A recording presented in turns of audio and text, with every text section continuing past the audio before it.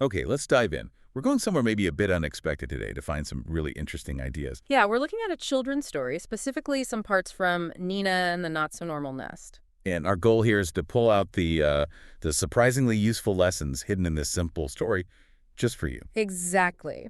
So it starts with Nina. She's this bird, ready to build her very first nest in Twiggletree. You'd think twigs, maybe some moss, the usual stuff. Yeah. But Nina, she has, well, different plans. Oh, way different. Forget traditional materials. Nina grabs things like bright shoelaces Hmm. and a spoon.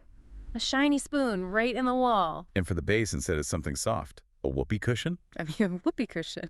And wait, there's more. Banana peel curtains, apparently. Yeah. And my personal favorite, jelly beans stuck in the wall, Ooh. like structural jelly beans. It's a lot. It definitely got noticed. The story mentions gasps, some giggling from the neighbors. They saw how wacky it was. But Nina's really proud, thinks it's super comfy and surprising, which, okay, it is surprising. But then comes the reality check. A windy morning. Ah, yes, the wind. And suddenly the nest just sort of honks loudly because of the whoopee cushion, and it bounces around. Yeah. And that jelly bean flew right out and landed in Mrs. Finch's tea. So all that creativity, Yeah. it wasn't exactly stable, was it?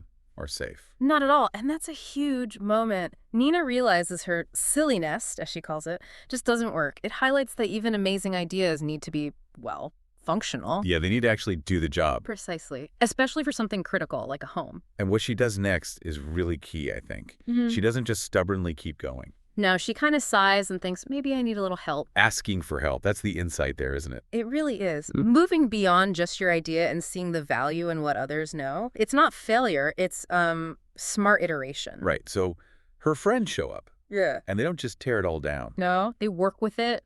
They add the strong stuff, the twigs for structure, feathers for warmth, the practical bits. But, and this is important, they keep some of her unique touches, like one part of the jelly bean wall. Exactly. They blend the creative with the conventional. It's teamwork making the original vision, well, viable. And the result? The nest is safe now, it's strong, but it's still clearly Nina's. She even says it's still not normal, but it's perfectly me. It's her identity, but made functional. Which brings us to the takeaways for you listening. First off, being different, being creative like Nina, that's valuable. It's you. Definitely. But second, sometimes those unique ideas need a bit of help, some feedback, maybe reinforcement to really work.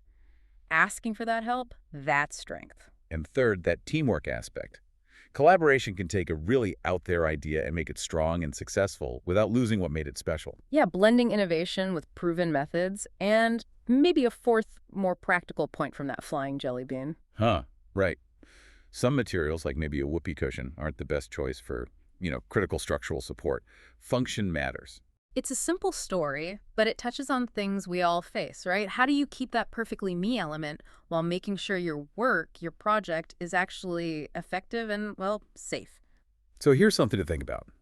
When are your unique, perfectly me ideas ready to fly on their own?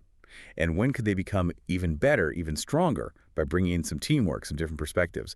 Where could adding a few sturdy twigs help support your own special jelly bean wall?